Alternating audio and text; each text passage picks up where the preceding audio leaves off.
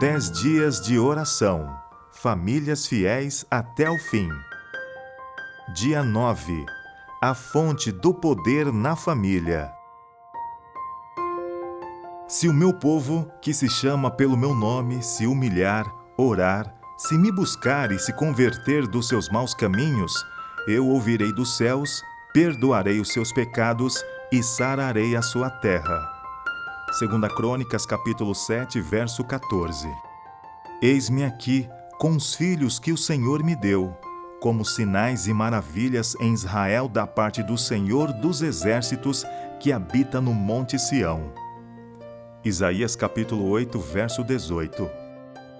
Busquem o Senhor enquanto ele pode ser encontrado, invoquem-no enquanto ele está perto. Que o ímpio abandone o seu mau caminho, e o homem mau os seus pensamentos. Converta-se ao Senhor, que se compadecerá dele, e volte-se para o nosso Deus, porque é rico em perdoar. Isaías capítulo 55, versos 6 e 7. Porque esta é a aliança que farei com a casa de Israel depois daqueles dias, diz o Senhor.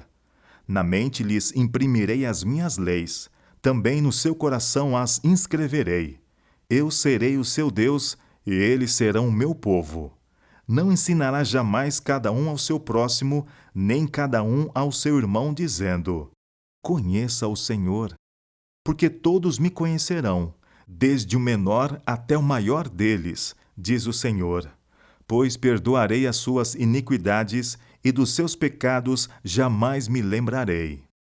Jeremias capítulo 31, versos 33 e 34. E acontecerá depois disso que derramarei o meu espírito sobre toda a humanidade. Os filhos e as filhas de vocês profetizarão, os seus velhos sonharão e os seus jovens terão visões. Joel capítulo 2, verso 28. Porém, considerem isto: se o pai de família soubesse a que hora viria o ladrão, não deixaria que sua casa fosse arrombada. Estejam também vocês preparados, porque o Filho do Homem virá a hora em que vocês menos esperam. Lucas capítulo 12, versos 39 e 40.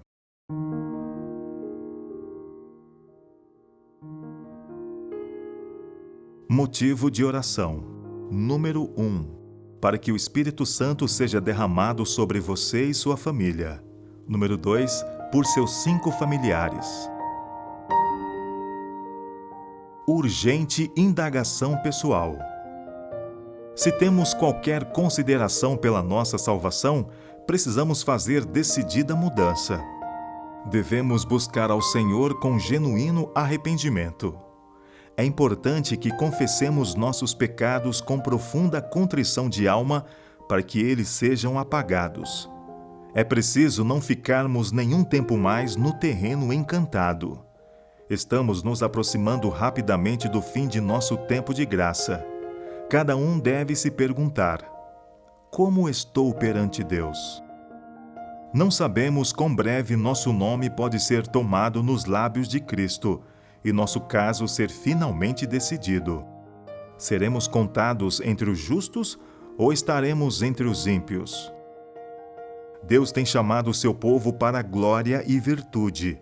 Isso deverá se manifestar na vida de todo que verdadeiramente se associa a Ele. Quando nos tornamos participantes do dom celestial, devemos prosseguir para a perfeição, guardados pelo poder de Deus mediante a fé para a salvação. O ato de Deus conceder sua virtude a seus filhos representa glória para Ele. Deus deseja ver homens e mulheres alcançarem a mais elevada norma. E quando pela fé se apegarem ao poder de Cristo, quando clamarem por suas infalíveis promessas, considerando-as como suas, quando com persistência buscarem o poder do Espírito Santo, que lhes não será negado, então se farão completos nele. Reavivamento das novas gerações. Os pioneiros adventistas sabiam que significa lutar com Deus em oração e fruir o derramamento de seu Espírito. Estes, porém, estão se retirando do cenário. E quem está surgindo para preencher o lugar deles? Como é com a geração que surge? Estão convertidos a Deus?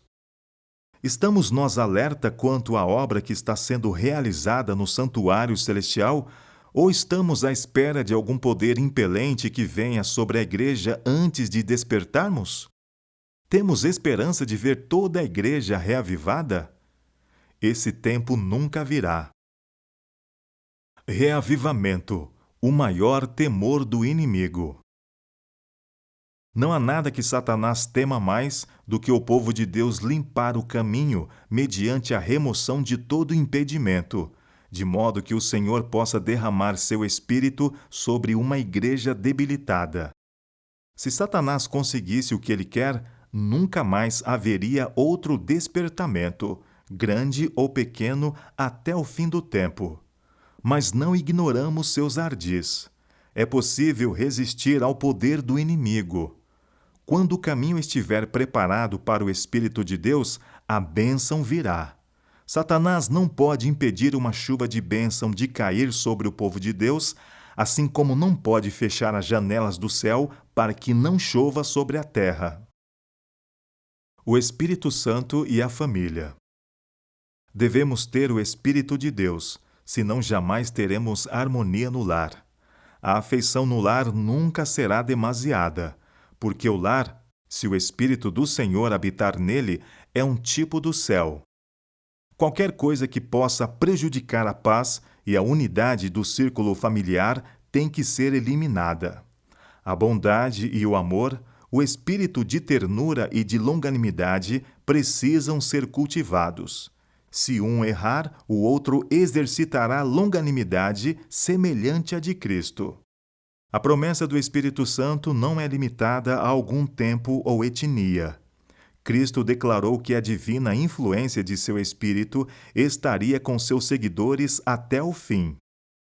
Desde o dia do Pentecostes até o presente, o Confortador tem sido enviado a todos os que se rendem inteiramente ao Senhor e a seu serviço.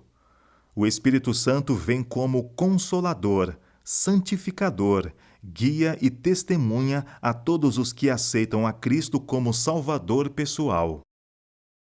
A reforma acompanha o reavivamento. Em muitos corações, mal parece haver um sopro de vida espiritual. Isso me deixa muito triste. Receio que não tenha sido mantida luta ativa contra o mundo, a carne e o diabo. Nós nos alegraremos por um cristianismo quase morto, o espírito egoísta e cobiçoso do mundo, partilhando de sua impiedade e sorrindo às suas mentiras? Não. Pela graça de Deus, sejamos firmes aos princípios da verdade, mantendo fiéis até ao fim o princípio de nossa confiança. Não devemos ser preguiçosos, mas fervorosos de espírito, servindo ao Senhor. Precisa haver um reavivamento e uma reforma sob a ministração do Espírito Santo. Reavivamento e reforma são duas coisas diversas. Reavivamento significa renovação da vida espiritual, um avivamento das faculdades da mente e do coração, uma ressurreição da morte espiritual. Reforma significa uma reorganização, uma mudança nas ideias e teorias, hábitos e práticas. A reforma não trará o bom fruto da justiça a menos que seja ligada com o reavivamento do Espírito. Satanás ataca no lar. Os que amamos falarão ou agirão talvez inadvertidamente, e isso pode nos ferir profundamente. Não era a intenção dessas pessoas nos fazer isso, mas Satanás amplia as palavras e atos delas, disparando assim uma flecha de sua aljava para nos ferir. Ficamos endurecidos para resistir à pessoa que julgamos ter nos ofendido, e assim fazendo, estimulamos as tentações do inimigo. Em vez de orar a Deus pedindo força para resistir a Satanás, permitimos que nossa felicidade seja prejudicada, tentando nos colocar na defesa do que chamamos nossos direitos. Concedemos assim dupla vantagem ao adversário. Provas do verdadeiro reavivamento. Aquelas pessoas produziram frutos dignos de arrependimento. Creram, foram batizadas e se levantaram para andar em novidade de vida, como novas criaturas em Cristo Jesus. Não para se conformarem aos desejos anteriores, mas, pela fé no Filho de Deus, seguir os passos dele, refletir seu caráter e purificar-se assim como ele é puro. As coisas que antes odiavam passaram a amar, e as que antes amavam passaram a odiar. Os orgulhosos e presunçosos tornaram-se mansos e humildes de coração. Os vaidosos e arrogantes se fizeram sérios e acessíveis. Os profanos se tornaram reverentes. Os bêbados ficaram sóbrios, e os devassos puros. As modas vãs do mundo foram abandonadas. Os cristãos procuravam não a beleza exterior, como tranças nos cabelos, joias de ouro e vestidos finos, mas uma beleza permanente de um espírito manso e tranquilo, que é de grande valor diante de Deus. Ninguém pense que tem o direito de cruzar os braços e não fazer nada. É completamente impossível que alguém seja salvo estando na indolência e inatividade. Pensem no que Cristo fez durante seu ministério terrestre. Quão fervorosos, quão incansáveis foram seus esforços. Não permitia que coisa alguma o desviasse do trabalho que lhe fora dado.